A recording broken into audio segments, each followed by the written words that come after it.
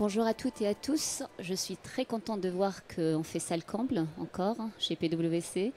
Donc, je suis ravie d'être avec vous aujourd'hui. Je suis accompagnée de Fabien et Paul. Ils vont se présenter un peu plus tard. Moi, je suis Bouchra Roby. Je suis associée PwC. Et avec mes équipes, on travaille sur des sujets relatifs au travail, aux compétences, à l'avenir de l'emploi. Donc, on voudrait vous partager un bout des choses sur lesquelles on travaille au quotidien. Et pourquoi on s'intéresse à ce sujet-là à Vivatech? Parce que Vivatech, c'est l'occasion qui, année après année, reconfirme que l'intelligence humaine et l'intelligence artificielle ou technologique vont de soi et combinés, ils font de très très belles choses. Il y a des risques, mais ils font aussi de très très belles choses. On va être plutôt positif. Chez PwC aussi, on a une conviction dans laquelle on pense les choses en combinant l'humain et la technologie. On ne pense pas que l'un va sans l'autre. Et puis parce qu'on parle tous les jours, de la relation au travail, de différentes générations et de leur façon de vivre le travail au quotidien. Donc on voudrait parler de tout ça en 20 minutes avec mes invités. Donc je vais laisser les présenter. Paul. Donc, bonjour à tous, donc, je suis Paul Courteau, je suis le cofondateur et CEO de NeoBrain. C'est une plateforme qui est basée sur l'IA qui accompagne les salariés des grandes entreprises pour les aider à trouver le bon métier, la bonne opportunité, la bonne formation. On accompagne 1 million de personnes tous les mois. Et j'ai observé cette question de l'IA aussi avec une deuxième casquette qui est celle de coprésident du Cercle Humania, qui est un think tank qui permet d'analyser justement l'impact de ces différents sujets sur les organisations, sur les métiers. Et c'est une thématique que j'étudie à l'université d'Harvard pour comprendre comment les organisations et les individus s'adaptent à ces transformations. Bonjour à tous, Fabien Escoffier. Donc, je travaille chez LinkedIn, réseau social, le premier réseau social au monde que vous connaissez évidemment, je l'espère en tout cas. Plus d'1 milliard de membres dans le monde, 34 millions de membres en France, soit plus de 90% de la population active. Donc aujourd'hui, on trouve tout le monde sur le réseau LinkedIn, plus de 5 millions d'ailleurs de gens qui sont peu ou pas qualifiés. Donc voilà.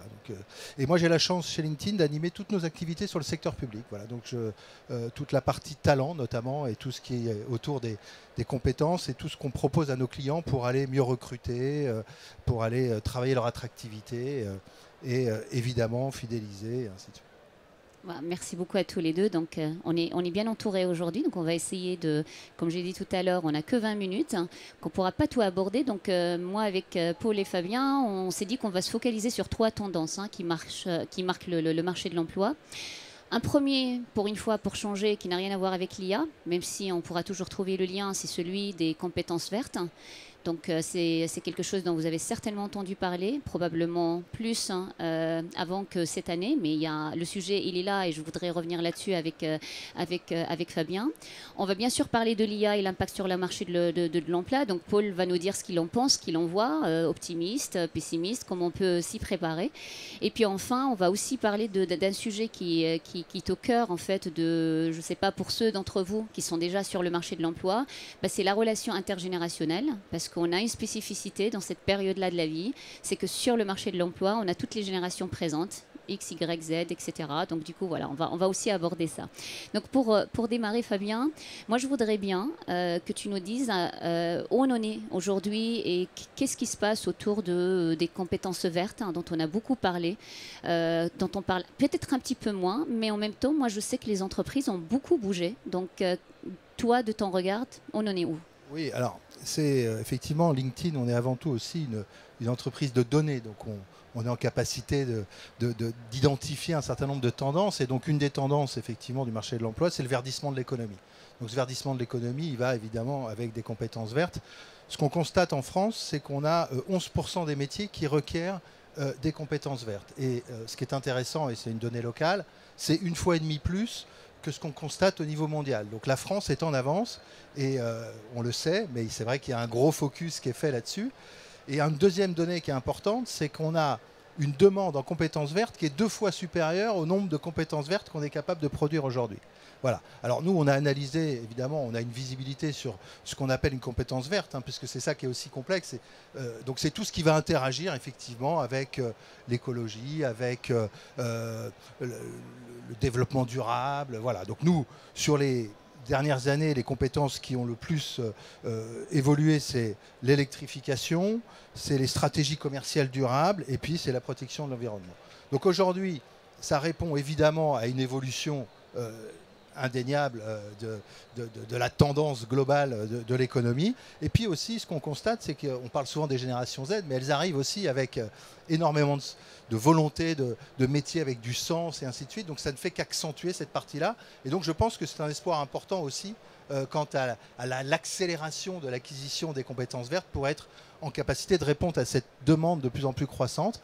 Et j'espère que la France, en tout cas, continuera d'être un cran au-dessus de la moyenne mondiale, parce que c'est aussi important, évidemment, pour notre économie locale.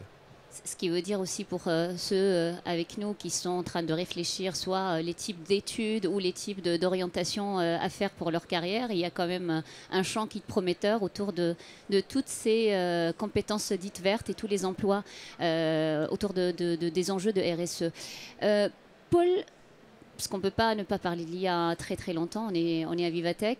Comment toi tu lis les tendances du marché? Comment tu vois l'impact de l'IA sur les emplois? Positif? Pessimiste? Comment se positionne? Le premier effet qu'on observe et qui peut paraître un peu surprenant, c'est que le premier impact de l'IA, il est d'abord sur votre cerveau avant d'impacter les emplois. Pourquoi? Il y a donc une étude récente chinoise qui montrait que les 50 premières conversations que vous allez avoir avec une IA générative va commencer par dégrader votre santé mentale avant qu'elle remonte à un niveau supérieur à son niveau initial. Pourquoi? Parce que simplement les 50 premières conversations que vous allez avoir avec ChatGPT, Gemini ou ce que vous voulez, vous allez vous comparer vos compétences versus ce que l'IA est capable de faire. Et au démarrage, l'IA est très douée pour donner l'impression qu'elle sait faire à peu près tout. La réalité est un peu différente, et donc au bout de 50 conversations, vous remettez l'IA dans sa place d'outil, et c'est là où vous pouvez du coup reprendre du plaisir, parce que vous lui déléguez des tâches qui sont plus chronophages. Ce qui est intéressant pour comprendre comment l'IA impacte les métiers et les compétences, c'est de comprendre comment elle rentre dans l'entreprise, réellement. La première vague, en fait il y a 3 vagues qu'on observe. La première vague, c'est d'abord les salariés qui s'en emparent. 8 cas d'usage sur 10 de l'IA générative en entreprise aujourd'hui sont réalisés par les salariés à l'insu de leur employeur. Ça veut dire que les premiers bénéficiaires du gain de productivité de l'IA, c'est d'abord le salarié qui va regagner du confort en faisant rédiger un email un peu compliqué qu'il voulait envoyer, en faisant synthétiser un entretien, un compte-rendu d'entretien ou de réunion. Donc ça, c'est la première vague. Deuxième vague, là, l'entreprise se structure. Elle commence à identifier dans ses processus où l'IA va pouvoir apporter de la valeur, automatisée. Et cette deuxième étape, elle est intéressante parce que c'est à ce moment-là que les métiers se transforment, parce que certaines tâches vont vraiment disparaître, partir, être réalisées par l'IA. Et la troisième marche, troisième vague qui est intéressante, c'est quand l'entreprise, cette fois-ci, utilise l'IA pour ses salariés, dans ses processus, mais aussi pour ses clients. Et là, on voit des entreprises comme Canva, par exemple, qui a intégré l'IA au cœur de son produit et qui a vu son revenu exploser. Donc on voit que l'IA peut être aussi une source de revenus, d'augmentation de son activité, pas seulement une optimisation de ses coûts. Donc ça, c'est un point intéressant en troisième étape. En revanche, la grande question, c'est quelles compétences développer dans un monde d'incertitude totale, sur quoi vous pouvez tabler, quelles sont les certitudes qu'on a. Quand on observe à peu près tout ce qui se passe sur le marché, on voit qu'il y a à peu près 4 compétences clés qui ont été popularisées par Jérémy Lamry sur cette question, qui sont la communication, la collaboration, la créativité et l'esprit critique. Ces 4 compétences, qui sont des compétences, on appelle des soft skills, si vous misez sur le développement de ces 4 compétences, vous les appliquerez dans à peu près n'importe quel métier demain. Donc ça, c'est un point de certitude dans un monde d'incertitude. L'autre point qui est important, c'est que pour comprendre comment l'IA rentre dans les entreprises, il faut regarder les entreprises, la nouvelle génération d'entreprises, ce qu'on appelle AI natives, qui intègrent l'IA par défaut. Elles sont construites comme ça. Par exemple, peut-être vous connaissez Cursor, c'est un éditeur de code basé sur l'IA. À la fin de la première année, ils réalisent 100 millions de chiffre d'affaires. Ils sont 18. Ça, c'est une nouvelle génération d'entreprises qui est en train d'émerger, qui n'est pas en train de se transformer, qui part directement de ça. Donc c'est des benchmarks, des points de repère intéressants à regarder dans le futur. Et enfin, la grande question, c'est est-ce que mon métier va disparaître? Et notamment, je pense aux étudiants qui se forment sur des métiers, parfois qui se disent mais est-ce que mon métier a de l'avenir? Si j'ai des bonnes notes en mettant mon devoir dans le ChatGPT, est-ce que ça veut dire que mon métier ne doit pas exister? Est-ce que ça veut dire que ma formation sert à quelque chose? Donc c'est des vraies questions que les gens se posent. C'est la grande question, est-ce qu'il faut être optimiste ou pas?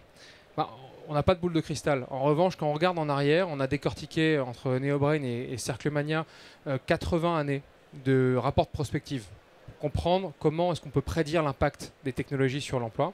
Ce qu'on voit, c'est qu'on est très bon pour détecter ce qui va disparaître. En revanche, on est très mauvais pour imaginer ce qui va se créer. Pourquoi? Parce qu'on manque de cas d'usage. Ce n'est qu'une fois que vous avez implémenté de l'IA, que des métiers se recomposent autour, que des tâches se regroupent, qu'un nouveau métier émerge. Par exemple, on a des métiers aujourd'hui de AI Product Builder. C'est l'un des métiers moi, que j'ai observé sur le terrain, qui est une nouvelle génération entre le produit, la tech, etc. Ça, c'est des métiers qui émergent. Donc en synthèse là-dessus, moi je suis très optimiste sur le fait que l'IA va apporter beaucoup de choses à une seule condition, c'est que vous vous y prépariez et que vous l'utilisiez au maximum pour vraiment dépasser ces premières vagues et ensuite que vous sachiez développer ces 4 compétences clés pour vraiment réussir à surfer ces vagues. Je suis assez d'accord. Je pense que parmi les compétences, tu as parlé soft skills qu'il faut développer. C'est IA ou pas IA, c'est toujours des choses sur lesquelles on insistait déjà sur les 10 dernières années pour dire ce qui fait la différence entre 2 personnes certifiées qui ont le même diplôme. Ce sont la qualité du relationnel, c'est la partie collaboration. Avant l'IA, on parlait quand même de l'open data, de la collaboration ouverte, donc ça reste très vrai avec l'IA. La curiosité, et je pense que ça fait déjà la différence dans le monde quand on fait encore ses études, quand on est plus curieux, on sait que ça peut faire la différence. Donc ce sont des compétences qu'il faudrait continuer de travailler et en étant curieux, on pourrait aussi ne pas passer à côté des opportunités. Et je suis assez d'accord avec toi, nous aussi on a fait pas mal d'études chez PwC, on est plutôt optimistique sur ce que pourrait apporter l'IA. Mais on n'a pas la boule de cristal non plus. Mais je reste persuadée que ça va créer aussi de nouvelles opportunités. Donc il faut juste pas passer à côté. Je voulais, Fabien, revenir vers toi sur un autre sujet, en fait, qui est le sujet intergénérationnel. Donc en fait on disait que ce qui caractérise cette ère-là, on va dire, c'est que la coexistence dans le monde du travail des différentes générations. Alors par rapport à l'IA, ça vient avec plein de challenges pour les entreprises en termes d'adoption, mais au-delà de l'IA, les façons de travailler entre les différentes générations, ça peut être assez challenging dans une organisation. Qu'est-ce que tu pourrais nous apprendre sur ça? Non, alors effectivement, c'est une des tendances aussi du marché actuellement, c'est cette intergénérationnalité. C'est la première fois qu'on a 4 générations qui travaillent ensemble et 4 générations qui ont vraiment des compétences, mais surtout des façons et un rapport au travail qui est assez différent. Alors il y a des études qui montrent qu'il y a eu un certain nombre de sondages qui ont été faits. 9 personnes sur 10, c'est important de le dire, considèrent que cette intergénérationnalité, justement, c'est hyper positif. Et donc ça, à tous les niveaux et à toutes les strates. Donc aujourd'hui, ça crée énormément de valeur, ça crée énormément d'opportunités, ça crée énormément d'échanges. Et donc les entreprises essayent de capitaliser là-dessus pour faire en sorte de développer justement et d'inciter, puisque les plus jeunes générations vont être évidemment plus agiles sur des sujets d'IA, d'autres vont être plus agiles sur d'autres sujets. Et c'est justement l'intégralité de ces compétences, on en parlera probablement tout à l'heure, et de ce rapport quelque part au travail qui crée la richesse actuelle à laquelle on est confronté. Même si évidemment il y a aussi des effets de bord où on voit des confrontations générationnelles quant à la façon de travailler, quant au rapport à la hiérarchie, quant au rapport au sens, quant aux notions également de faire carrière. Enfin voilà, il y a énormément de moteurs historiques qui ne le sont plus aujourd'hui et donc c'est important aussi pour les entreprises, on le constate, d'être en capacité de se transformer pour rester captif vis-à-vis de l'ensemble des talents et notamment des nouvelles générations et des nouveaux talents. Et je continue avec toi, Fabien. Si maintenant, moi, je suis candidat, donc je m'adresse au LinkedIn, hein, donc vous êtes une plateforme aussi quand même qui fait le lien entre employeurs et candidats potentiels. Donc, quelle que soit l'étape à laquelle je suis dans ma carrière, je suis jeune diplômée ou j'ai déjà un peu d'expérience, beaucoup d'expérience. Aujourd'hui, qu'est-ce que je devrais faire? Qu'est-ce que je devrais avoir en tête? Comment les recruteurs, en fait, utilisent probablement l'IA ou vont regarder mon profil ou voilà, à quoi je peux m'attendre quand je suis dans la place d'un candidat, vu de ta fenêtre, toi, recruteur, on va dire? Oui, alors... Bon, évidemment, l'IA est au cœur, je dirais, de l'expertise et de la technologie LinkedIn, hein, vous imaginez bien. Donc, on parle d'IA générative, mais l'IA, ça fait très longtemps que l'algorithme LinkedIn travaille pour justement faire en sorte de mapper les compétences avec les besoins des entreprises, exposer les offres d'emploi aux bonnes personnes, faire en sorte... Donc, évidemment, alors, je viendrai peut-être sur les conseils, mais avant toute chose, c'est vrai que l'IA va transformer le monde du travail, indéniablement. Et chez LinkedIn, je confirme ce que vous disiez, on considère que c'est une opportunité considérable de transformer les emplois, de faire évoluer. Et on considère aussi que voilà, le fait de pouvoir effectuer un certain nombre de tâches très rébarbatives ou très répétitives par l'IA va aussi, du coup, permettre de développer les soft skills, de permettre de développer toutes les compétences de prise de décision et ainsi de suite, qui vont évidemment rendre les métiers encore plus performants et plus compétents. Donc voilà, donc ça c'est des données qui sont très importantes. Donc bon, nous on a mené pas mal d'études aussi sur l'évolution, et donc ça c'est important aussi à prendre en compte quand on va chercher, parce que l'idée aussi c'est de décomposer, je dirais, les métiers en différentes tâches, et d'arriver donc à identifier les tâches qu'on va pouvoir automatiser, celles qu'on va naturellement pas pouvoir faire. Et donc on a identifié, nous on a fait une étude avec l'Institut Bersin qui permet de voir les tâches qui pourraient être complètement remplacées, les métiers sur lesquels on pourrait avoir des tâches qui peuvent amplifier la performance, et puis celles pour lesquelles l'humain va rester évidemment au centre. Hein. Donc si vous pouvez donner quelques exemples de métiers qui pourraient être remplacés entre guillemets. Le métier de traducteur, par exemple, aujourd'hui, on voit bien qu'il y a énormément d'outils qui permettent de faire de la traduction automatique. Est-ce que ça veut dire que le métier de traducteur va disparaître? Non, parce qu'il faut aussi, une fois qu'on a fait de l'automatisme, être en capacité de vérifier, de regarder, voilà. Mais évidemment, c'est un métier sur lequel, là, l'IA intervient beaucoup. Il y a des métiers comme le recrutement, et on va y venir, ou des métiers comme le marketing, par exemple, où l'IA est un vrai accélérateur. C'est-à-dire, voilà, je vais pouvoir, quand je parle de recrutement, il y a énormément de tâches très répétitives, envoyer des messages à 15 candidats, parler de mon entreprise, ainsi de suite. Tout ça, je vais pouvoir l'automatiser pour vraiment me focus sur les compétences de chacun, et puis faire je dirais, du très ciblé pour aller vraiment capter les gens d'une façon très personnelle. Et puis enfin, il y a des métiers où là, l'humain reste considérable. Je pense à l'agriculteur, par exemple. C'est sûr que l'IA va pouvoir l'aider à planifier un certain nombre de tâches, probablement. Mais enfin, le métier, l'agriculteur, il faudra encore un danseur, c'est pareil. Enfin voilà, le monde du spectacle et autres. Donc il y a énormément de métiers encore. Voilà. Donc quand nous, chez LinkedIn, on prône, évidemment, on propose des solutions à des recruteurs pour qu'ils aillent faire de la chasse et capter.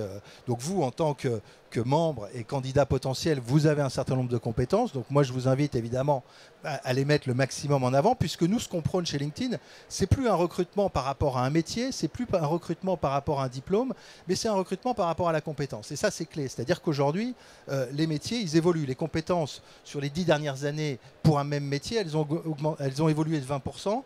On dit que sur les 5 prochaines années, elles vont évoluer de 70%. D'accord ? Donc les compétences évoluent par rapport au métier, mais en même temps, voilà. Donc vous, il faut mettre en avant les compétences, et nous, on développe énormément d'outils pour faire en sorte que les recruteurs puissent faire l'intégralité de leur recrutement, non plus sur des métiers et des diplômes, mais sur des compétences, et être en capacité d'aller évaluer les compétences, alors à la fois dont ils disposent dans leur propre entreprise. Hein. Notre PDG disait votre meilleur futur candidat, il est peut-être chez vous. Et c'est vrai, puisque en fait, les problématiques de maîtrise de compétences, je ne sais pas s'il y a des gens du métier de la RH ici, mais vous le savez, c'est très compliqué, ne serait-ce que d'évaluer, de cartographier les compétences qu'on peut avoir. Donc voilà, donc, tout est basé sur la stratégie de compétences. C'est aussi ça qui fait accélérer à la fois pour les candidats et à la fois pour les entreprises la capacité de faire évoluer, de mapper. Il y a des métiers avec des compétences qui sont en train de disparaître. On peut récupérer aussi partie de ces compétences pour alimenter les nouveaux métiers. Et tu le disais tout à l'heure, Paul, c'est vrai que c'est toujours difficile de se projeter sur l'avenir. On a beaucoup plus de facilité à regarder derrière, c'est normal. Mais sur l'avenir, voilà, les compétences, non seulement elles vont évoluer, mais aussi elles vont... le pool de compétences pour répondre à un métier va considérablement changer. Pour autant, les compétences, elles existent souvent déjà. Merci beaucoup Fabien. Et peut-être un dernier point, Paul, avant de conclure. Je sais qu'on a déjà discuté de ce sujet qui était une frustration partagée sur le système d'éducation qui ne suit pas forcément. Donc on continue d'avoir les mêmes diplômes, les mêmes formations. On commence à injecter un peu plus des technologies, plus de digital. Ça c'est vrai depuis quelques années. Mais ça reste quand même, on voit qu'on n'est pas en train de préparer. Donc tu as parlé de curiosité tout à l'heure, donc qui devient quelque part un prérequis que les étudiants doivent, mais c'est comment dire, c'est personnel, c'est un effort personnel. Qu'est-ce que tu pourrais nous dire davantage sur ce point ? En fait, ce qui est intéressant, c'est que c'est une révolution qui s'est vraiment passée dans les 8 derniers mois et qui était restée assez silencieuse finalement. C'est que la barrière à l'entrée de beaucoup de sujets s'est effondrée avec l'IA. Avant, quand vous vouliez construire un projet, vous aviez je sais pas, une idée d'une application, un projet que vous voulez créer. Bon, il fallait trouver un cofondateur technique. Si vous n'étiez pas technique, il fallait apprendre à coder, il fallait construire un projet, ça prenait du temps. Aujourd'hui, il y a des projets qui peuvent sortir sans que vous sachiez coder, où l'IA fait l'interface entre la machine et vous. Elle est capable de construire des softwares extrêmement sophistiqués en moins de 24 heures. Et ça, je peux vous dire, c'est une révolution absolument phénoménale.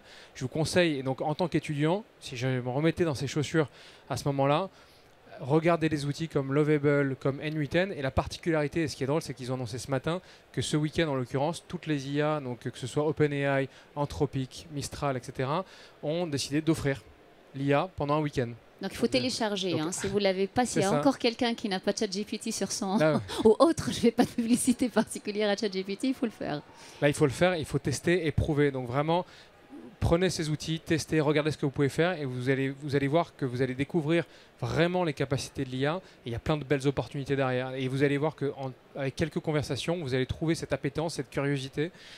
Et ça sera demain extrêmement utile dans les entreprises. Des personnes qui savent régler des problèmes au plus près du terrain. Merci beaucoup Paul, merci beaucoup Fabien. Enfin, en tout cas, pour conclure, je pense qu'on pourra en parler beaucoup plus longtemps de ce sujet-là. Donc j'espère qu'on a réussi à vous faire toucher du doigt quelques tendances et quelques peut-être conseils. Donc je vais m'arrêter là et prendre des questions éventuellement, s'il y en a.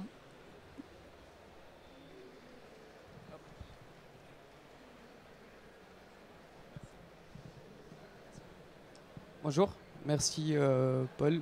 On voit bien l'étude, le travail qui est fait derrière. Aujourd'hui, vous avez parlé des 4 générations qui sont sur le monde du travail. Moi, je suis Head of Data. Donc, j'ai commencé la data il y a 5 ans. Et il n'y avait pas d'IA générative. On partait sur Stack Overflow, on recodait des libs. Aujourd'hui, avec l'IA générative, ce que je remarque, c'est qu'il y a de plus en plus de personnes qui vont juste se fier à l'IA. Et je me retrouve pas mal de fois à débugger du code qui je ne sais pas comment est-ce qu'il est fait. La personne qui l'a fait ne sait pas comment. Et donc derrière, est-ce que vous avez déjà vu ce genre de phénomène? Et donc je fais aussi le lien avec la dernière partie où vous disiez qu'il faudra préparer les jeunes, il faudra préparer. Je suis jeune aussi, mais bon, j'ai commencé un peu avant la vague de l'IA. Est-ce que vous avez déjà eu ce genre des études passées là-dessus, des frameworks, des méthodes pour justement donner plus d'esprit de critique, d'analyse pour les nouvelles recrues, les nouvelles sorties d'école, entrer dans le monde de l'entreprise? Peut-être juste pour partager un exemple là-dessus, c'est un très bon exemple. Chez NeoBrain, on est près de 140, on a la moitié sont des ingénieurs, donc des développeurs. Et ce qui était intéressant, c'était de comprendre comment leur métier justement a changé. Et aujourd'hui, 80% du code qu'on produit, on ne l'écrit pas. Pour autant, on a autant de développeurs. Par contre, leur métier a changé. C'est-à-dire que maintenant, avant, ils devaient coder, ça devait être propre, ils devaient maîtriser la syntaxe, ils devaient maîtriser tout ça. Aujourd'hui, leur métier a changé parce qu'ils utilisent l'IA générative pour coder à leur place. Par contre, leur rôle, c'est de mieux comprendre le besoin du client et d'être capable, parmi une centaine de versions de code produites, d'identifier celle qui répondra le mieux aux besoins du client. Donc ça, c'est un des points intéressants, c'est qu'on voit que le métier change. Par contre, là où je pense que vous avez raison, c'est qu'il y a une confiance un peu naïve qui est en train d'émerger sur l'IA parce que au démarrage, on a l'impression que c'est magique. On a l'impression qu'on lui demande un truc et hop, un bouton apparaît, la fonctionnalité émerge. Et en fait, quand on regarde derrière, ça peut être le bazar. Et donc, ce qui est intéressant, c'est de pratiquer. C'est pour ça que quand je vous dis utiliser, tester. Moi, au démarrage, la première fois que j'ai testé l'IA générative pour construire une fonctionnalité, j'étais comme un dingue. Je suis allé voir mon équipe technique, je leur ai dit mais c'est bon, on fait tout ça avec ça. Et en fait, bon, non, pas vraiment. Il reste quand même des choses qu'on fait à la main, qu'on fait et qu'on analyse. Et donc c'est intéressant de tester, éprouver, et vous allez mieux comprendre où en est l'IA aujourd'hui. Avec un bémol, c'est que j'ai pu observer dans ce laps de temps, notamment des 8 derniers mois qui ont été vraiment clés, l'accélération et l'amélioration de la qualité de l'IA. Ce qui n'était pas possible il y a 2 semaines, l'est maintenant. Et ça, c'est quelque chose qui est absolument phénoménal. Donc ça implique de créer une routine, bloquez-vous du temps, regardez des comptes Instagram comme Evolving AI ou n'importe quoi, regardez ces éléments pour rester en veille parce que chaque semaine amène un lot d'innovation extraordinaire et gardez en mémoire que ce qu'on utilise aujourd'hui a été construit avec 10 fois moins d'investissement que ce qui va sortir demain. Vous avez des fonds comme BlackRock, il y a des investissements qui sont massifs dans l'IA et donc ce qui est en train de sortir est encore plus enthousiasmant. Donc pratiquez, suivez ça parce que le meilleur pari que vous pouvez faire, c'est que ça ne va que s'améliorer. Pour la deuxième partie de votre question, c'est ce que moi j'appelle l'esprit critique, hein, c'est-à-dire utiliser l'IA et tout le temps, mais soyez critique, hein, surtout quand vous êtes expert de votre domaine. Donc il y a l'utilisation de l'IA qui remplace Google quand on avait l'habitude de poser une question à Google, donc ça c'est une partie, mais il y a quand on est expert d'un domaine, hein, de se dire ok, l'IA m'a fait ça comme réponse, qu'est-ce que moi l'expert j'aurais fait? Et donc en faisant ça, on challenge l'IA, on apprend à mieux l'utiliser l'IA, et comme Paul dit, en fait, ce qui est un peu parfois flippant, c'est comment l'IA s'améliore et s'améliore beaucoup très vite. Donc voilà, c'est pour ça que je dis, il ne faut pas laisser le train passer, il faut vraiment s'y mettre. Bonjour. Vous avez évoqué tout à l'heure le fait que les écoles, les études supérieures, finalement, ne préparaient pas bien à tout ce qui se passe actuellement avec la rapidité des changements qu'on connaît. Quels seraient vos conseils? Parce que moi, je suis maman d'enfants là, qui sont lancés ou qui vont se lancer. Donc, c'est quoi les meilleures pistes pour eux et puis pour les enfants, mais aussi peut-être pour justement les écoles? Ou est-ce qu'il y en a qui s'adaptent mieux ou quels conseils leur donner? Alors là, c'est pas politiquement correct, mais moi, je suis vraiment très inquiet de la manière dont les écoles s'adaptent aujourd'hui à ça. Donc, ma seule recommandation serait de pousser à faire plein de choses en dehors de l'école. Et en fait, aujourd'hui, moi, ce qui m'interpelle, et je peux le dire même dans l'institution dans laquelle je suis passé, qui est l'université d'Harvard, le premier réflexe, c'était d'interdire ChatGPT, en se disant, on veut vraiment que les étudiants travaillent sans l'IA générative, etc. Et je comprends le principe, sauf que demain, dans l'entreprise, on ne leur demandera pas de travailler sans l'IA générative, on demandera d'être excellent pour l'utiliser et de savoir l'amener un cran plus loin. Donc, ma recommandation, c'est de pousser à faire des projets, de pousser à tester des choses à côté, de partir d'une passion et d'essayer de le relier à une idée, voilà, développer en plus cet état d'esprit entrepreneurial de curiosité que Bouchra partageait. Ça, ce serait ma recommandation. Et pour vous donner un exemple, alors qui cette fois-ci va être encore plus, peut-être très clivant, le modèle éducatif le plus avancé dans l'intégration de l'IA au cœur du système, c'est une école qui s'appelle l'école Alpha à Austin. Donc c'est un modèle qui a été travaillé depuis 1 an aux États-Unis, dans lequel les étudiants apprennent, donc les élèves, donc c'est plutôt pour les enfants aujourd'hui, enfin les jeunes, apprennent 2 heures par jour les matières traditionnelles sans professeur. Donc ils apprennent seulement avec une IA qui personnalise à un point assez extrême le processus d'apprentissage. Et tout l'après-midi, ils font que des activités qui sont centrées sur un framework je crois que c'est 24 compétences humaines qui sont censées, voilà, sur lesquelles ils veulent équiper leurs étudiants. Et ce qui est intéressant, c'est qu'1 an après, tous les étudiants sur les grilles d'évaluation des matières traditionnelles, donc qui nécessitent de travailler les mathématiques, donc des choses qui quand même formatent le cerveau, les étudiants font partie des 1% meilleurs aujourd'hui des États-Unis. Donc c'est ça c'est un point qui est intéressant. Donc ils sont en train de commencer à généraliser. Je ne saurais même pas dire si aujourd'hui, moi, je suis parent d'un enfant d'un bébé de 15 mois, donc je ne sais même pas dire si ça m'enthousiasme ou pas. Mais ça fera partie demain du paysage éducatif et l'IA va gérer une partie du processus éducatif aussi.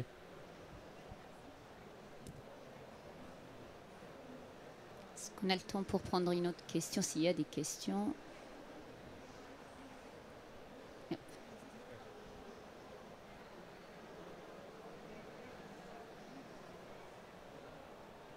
De ces questions-réponses. J'avais une question sur le recrutement. Comment vous voyez l'impact de l'IA dans le recrutement que vous faites et comment voir les compétences et non le métier et l'école et le mettre en avant les compétences parce que tout le monde ne fait pas Harvard. Même si j'ai aussi fait Georgetown University, mais comment les mettre en avant par rapport au tri de CV qui parfois peuvent les mettre de côté? Alors, nous, chez LinkedIn, on a évidemment des outils qu'on met à disposition de nos clients qui capitalise uniquement, justement, enfin, énormément sur ces notions de compétences. Donc, tous les outils back-office qu'utilisent les recruteurs sont essentiellement basés sur la compétence. Donc, on essaye d'isoler la partie école ou formation. On essaye d'isoler, alors pas de l'annuler bien entendu, mais d'isoler aussi le nom du poste et ainsi de suite pour vraiment focuser sur la compétence. Et on constate, là, il y a eu des accélérations très fortes, mais 70 à 80% aujourd'hui des recruteurs utilisent cette technique sur les compétences parce que tout simplement, ça leur permet d'ouvrir le champ des possibles d'une façon considérable, d'augmenter les viviers de talents, d'ouvrir aussi sur des talents sur lesquels ils n'avaient pas l'habitude. Et je fais référence à ce que vous disiez, c'est vrai que quand on avait l'habitude de recruter uniquement des très grandes écoles en se disant finalement c'est là que je vais trouver, non, aujourd'hui la réalité c'est que la vie est une expérience. Tu l'évoquais, Paul, par rapport à ta façon aussi de voir la formation. Et donc aujourd'hui, nous, en tout cas, on donne les outils et les moyens pour justement capitaliser sur ces compétences. Ça va même un cran plus loin, c'est-à-dire que les métiers tels que vous pouvez les définir, parce que LinkedIn, évidemment, vous pouvez, vous savez, référencer vos compétences, vous pouvez les faire ce qu'on appelle endorser, c'est-à-dire validé par des pairs qui vont dire oui, effectivement, je confirme que Paul il a telle et telle compétence, que Bouchra également. Donc ça, évidemment que c'est intéressant, mais l'outil va aussi permettre de décomposer les différents métiers et d'associer des compétences à ces différents métiers, de les suggérer pour faire en sorte, évidemment, derrière, que vous puissiez ressortir sur les recherches. Et donc, en tout cas, notre vision, elle est là, c'est de véritablement tout baser sur la compétence pour évacuer les biais auxquels vous faites référence et s'assurer que toutes les personnes ont accès à ces recherches. Dans les organisations, chez PwC, on regarde le diplôme, c'est quelque chose qu'on va regarder, on regarde l'expérience, en fait, les types d'expérience. Mais ça n'est pas juste ça ce qu'on regarde. Donc on va, par exemple, quelqu'un qui aura mis sur son CV qu'il a fait tel stage, on va regarder au-delà du libellé du stage pour dire, connaissant ce que c'est, ça a dû faire appel à ça et ça et ça comme compétence. Donc à la fin, on assesse la personne avec ce qu'elle a comme background qui n'est pas uniquement le diplôme. Évidemment, en avançant dans le process de recrutement, on va faire des use cases, des cas pour des études de cas. On va aller chercher en fait beaucoup de soft skills. Je me rends compte en fait que ça soit pour les très jeunes. D'ailleurs, dans les très jeunes, il y a un CV je viens de démarrer dans la vie, donc je ne vais pas regarder les expériences, je vais regarder plutôt le niveau de curiosité, le relationnel, comment la personne a interagi pendant un entretien. Ça reste vraiment vrai. L'enjeu, je dirais aujourd'hui, c'est qu'on fait appel à beaucoup d'outils en entrée de jeu pour aussi trier les CV, etc. C'est de comment pas induire des biais dans ces études-là. Ça, c'est vraiment un vrai enjeu et les RH sont très très sensibilisés là-dessus pour dire ça va m'aider, mais il faudrait que je m'assure que je passe pas à côté de quelqu'un qui a la bonne compétence. Et donc vraiment, dans les organisations, on entend de plus en plus parler de compétences et pas uniquement de la personne a fait le poste A, le poste 2, le poste 3, et ça correspond vraiment à ce que je veux. L'autre aspect, il y a de plus en plus d'organisations qui prennent conscience qu'ils ne peuvent pas recruter la parfaite personne au poste. Parce que si je suis parfaite au poste, au bout de quelques mois, je vais m'ennuyer. Donc en fait, nous, on voudrait recruter quelqu'un qui fait cet emploi-là pendant un certain nombre d'années. Pas toute sa vie parce qu'on encourage la mobilité, etc. Mais l'idée, c'est de dire, je ne recrute pas, je ne cherche pas le mouton à cinq pattes. Je recrute quelqu'un qui va me montrer sa capacité, sa readiness à aller chercher le gap qui le sépare du poste parfait. Donc il y a vraiment cette conscience-là. Et j'espère que l'IA va nous aider plutôt pour aller vers ce sens-là que l'inverse.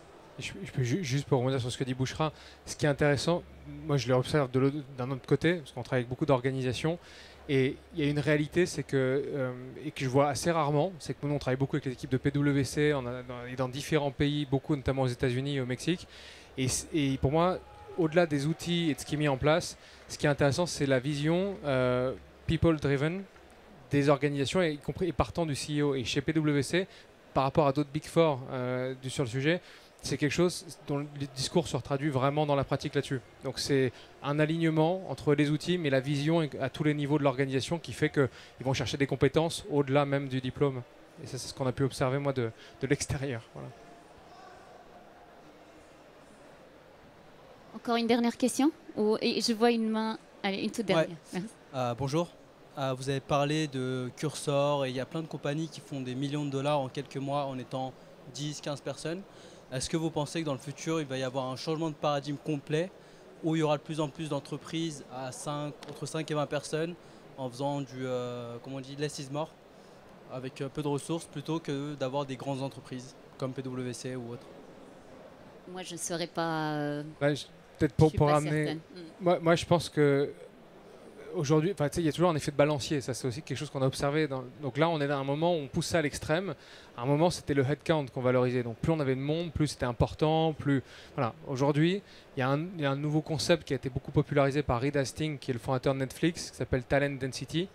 Je pense que c'est donc là, on va un peu à l'extrême inverse, en poussant des entreprises dans lesquelles la métrique des investisseurs, c'est l'ARR par employé.